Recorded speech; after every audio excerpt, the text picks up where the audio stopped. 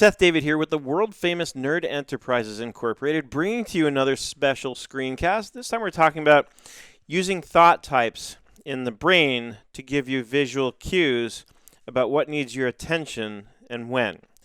Now, let me preface this all by saying there's 100 million apps out there that will help you organize your projects and tasks and subtasks and all your to-dos and everything you need to do. And a lot of them do it really well. I use ClickUp, and I love the way ClickUp works, but even ClickUp, in my experience so far, doesn't really give you a good bird's eye view of everything you need to do. And I'm not sure that it's even possible for an app to be created and that can do this effectively, and here's why.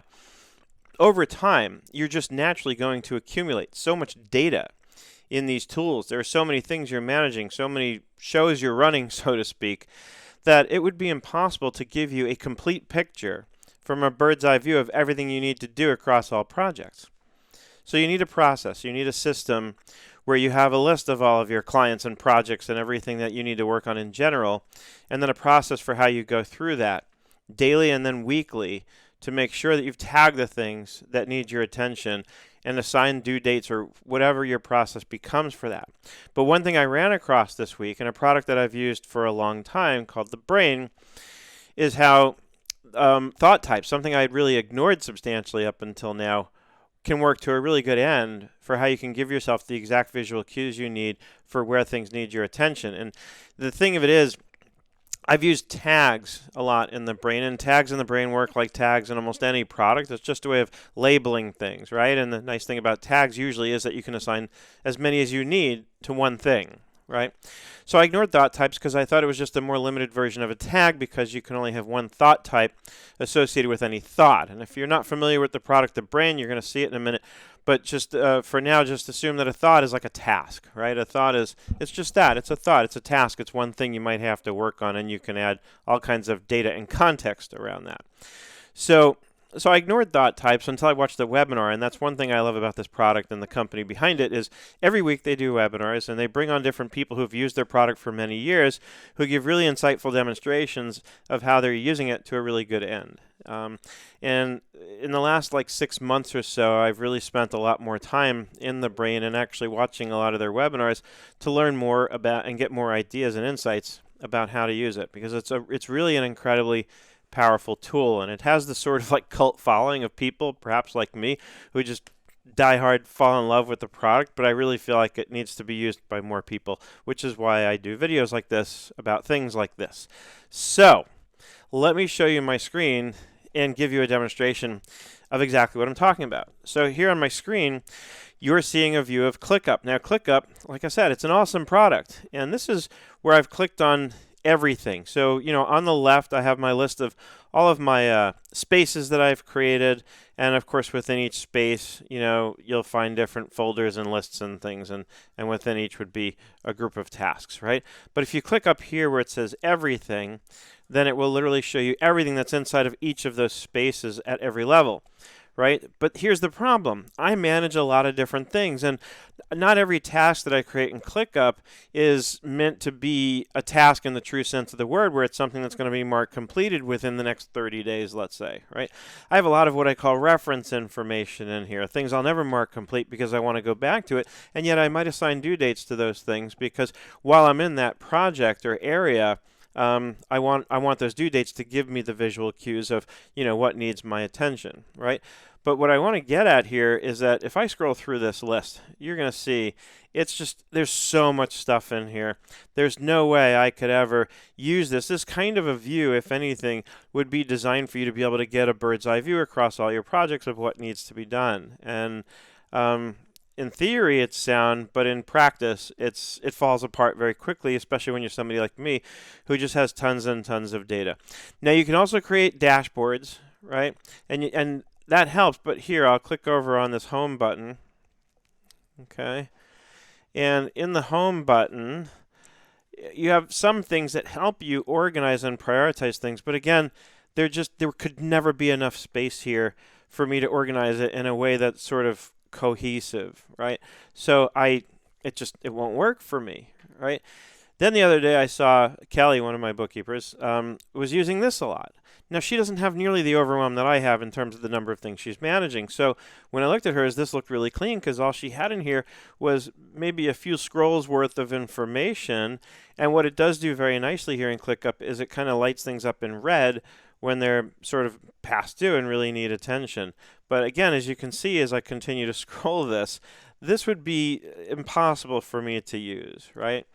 So, again, works great for Kelly, not going to work for me. And I made that point in the write-up that, these kinds of things might work well for somebody who doesn't have a whole lot to manage. But but at the same time, like I said earlier here, you're going to reach a point as you go on and as you accumulate more work where it's just overwhelming. And it doesn't matter how good the tool is, right? I love ClickUp.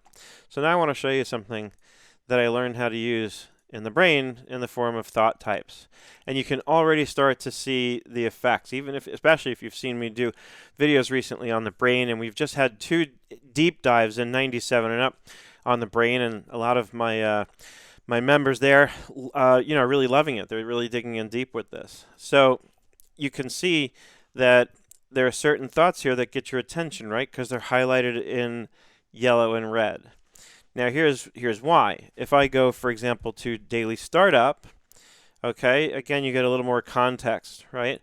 And down here you can see I've got my 2021 goals thought highlighted because it's something I felt needed my attention. I want to be able to look at it more often than I have been, right?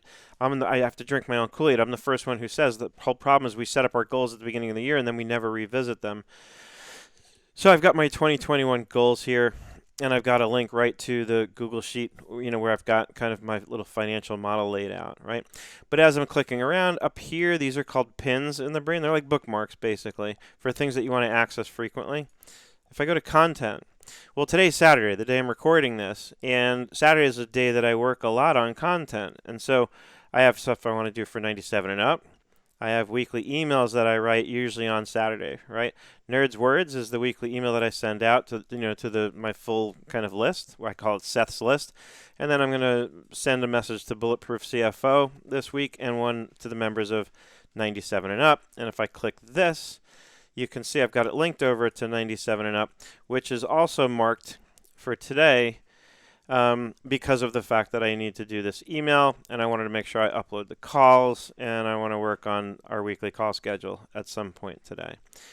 So how did I do this? Well, up here you can see today, this looks like a thought. All of these little things are called thoughts. It's actually a thought type that I've defined, and I've put it under a parent thought type of when, right? So now I'll show you the structure.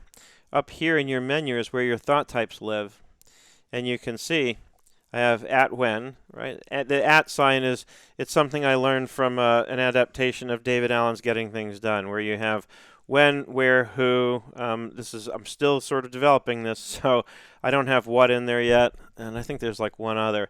And the at sign is just sort of for sorting, to get it to show up. I have my own adaptations, like learn the stuff that I'm using to learn, the books that I'm reading, the webinar that I watched that taught me this very trick is under here. It's now called Study to Reference, right? And notice they're all color-coded.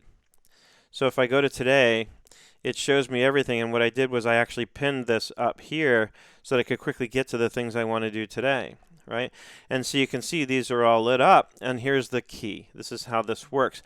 When I go into the today thought, I define the colors here. Right, and I set up an icon in the form of this calendar thing, obviously. So now, anytime I run across something that I want to make sure I follow up on today, all I have to do is assign it that thought type, and it will adopt that color scheme and the icon, unless it's already got its own icon like that one does, right? So let's say I have some notes I want to make for the brain, or let's pick one that doesn't have an icon in it here. So Slipbox is something new I'm working on. Never mind the explanation of what that is. I don't even understand it yet. It's just something I saw in that same webinar that I want to learn about and play with. But let's say I want to learn about and play with it today. Then all I have to do is click here and assign it the type today, and instantly it gets lit up, right? And what's really cool about this is now, if I go over, for example, to under today, I have content weekly emails over here. I'll click on that. Nerds Words is actually written as of the point where I'm recording this, right? So if I had assigned it today, I didn't, because part of the management of it is deciding. I had the content thing marked for today. That was all I needed. If you start putting too many things in it, it gets cluttered and it defeats the purpose, right? When everything's highlighted, nothing stands out. So what I want to illustrate for you here, though, is now if I'm done with this, then the next time I need to work on this would be next week. So I just reassign the thought type to next week. And notice that showed up now because it's a parent of this. So this way I can clearly see. I can come in here to content and clearly see. And there's the visual, right? You can see the color coding. So I can see the yellow things are the things that really need my attention. This is going to need my attention, but not right away. Right, and by the way, the process around this that's really important is daily, of course, I'm in the today queue and updating all that. And if there's anything in there that I didn't get done today, of course, I leave it in there. But anything I did get done either gets marked untyped, right, meaning I no longer need to worry about it. Or if it's something like this that I'm going to do again next week, then it gets reassigned as appropriate. Right, and if there's something in today that I didn't get to, that because of that I've decided I'm not going to get to it until, maybe not tomorrow, but but later this week I might do it. Then what I can do is I'll just use this as an example. Is I can click in here, and I can again reassign the type. And if I'm searching, I can say at when. Okay, but notice that filters the list entirely down, right? So just be careful about that. You might think that by typing at when it would show you all the subtypes, but it doesn't, right? As you just saw, it filters everything out. So reassigning it, if you know what you're looking for, of course, you can type the search. This list may grow long over time, but at the same time, keep it balanced. You don't want to have a million thought types, right? They should be pretty broad in general in terms of what you set up, and how you use it. So if I decide this is going to be later this week, I'll just reassign it to this week, and that takes care of that. So now when I go over to today, I'll no longer see that item in here. And by the way, if I want to sort of batch assign things, I can control click. So I'll click on Amazon, I'll click on personal haircut, right? I'll click on this one, this new form submission, right? So this is an email that I captured and dumped in here. So now with these all selected, I can actually right-click here, and I can set the thought type to tomorrow. And boom, gone. That threw them all over into tomorrow. Now I can X this out. But so you can batch update things in the brain. So thought types. Thought types is how I'm suggesting now. If you're willing to learn to use a product like the brain, it's a really powerful product. It can give you lots of ways to add all kinds of context around anything that you want to keep track of. It's not a project management tool per se. It can be used for that, but I want to make it clear that it's a much bigger thing than just a project management tool. I think the best term I can use to describe it is that it's a knowledge base. And I had a conversation. I reached out to the guy who was their guest in the webinar that I watched yesterday as of this recording. And his name is Omer Aziz. And I reached out to him, connected with him through LinkedIn, and we started messaging a bit. And after a few messages back and forth, because of course I told him how much I learned and really appreciated what he taught me. And by the way, that's a really good thing to do. I've been on that side of it many times, practically every day. I get emails from people telling me how much they appreciate what I've shared with them. So I know how good that feels. So I make a point of doing that for others when I've learned from them. And of course, I learned even more by just talking with him a bit. And at the end of it, I said to him, after he gave me some really good advice about how to kind of, build the brain and do things slowly and in little bite-sized pieces. And I said, the way I like to think of this is that it's like a living, breathing thing, and my job is to feed it knowledge every day. And his comment back to me on that was that that's a really good analogy. So that's what I want to sort of share with you in closing on this, is that if you're inclined to get into a product like the brain, I'd highly encourage it. I do not have any kind of an affiliate relationship with these guys. I just really love the product. But use it and feed it and just use it to track everything. It's not just for business. I've started adding places that I like to order food from, so that when I want to go order from them, in 2 clicks or a quick, 3 letters of a search, I can pull it up and, I have the website linked right in there, and I can even, keep track of the stuff that I've ordered. So if I want to make sure I order the same thing again, again, it's a knowledge base, and it's for knowledge of absolutely everything that you would incorporate into your life. And I didn't demonstrate it. I don't want to make this a 30-minute video, but it's got a great mobile app. So if you do get the product, make sure you install the mobile app and use it It is really, really cool. So, and of course, if you have any questions, comments, thoughts, no pun intended, reach out to me. Better still join 97 and up, because this has been kind of a hot topic for us in there lately, because I did do 2 recent calls on it. Of course, you can watch those calls, and then you have a really good dedicated space where there's a channel specifically for the Brain app, where you can go in there anytime as you're working on yours and trying to learn how to use it and get ideas for how to use it. You just go in there anytime, ask questions, and there's a bunch of us in there who will only be too happy to answer your questions, share with you, because the more we do that, the more we all learn, and that's really what the whole purpose is behind the 97 and up community. It's a true mastermind group where we all learn from each other. That, my friends, is my story on how to use the brain, and specifically thought types, for how to create visual cues that get your attention for what you need to do today.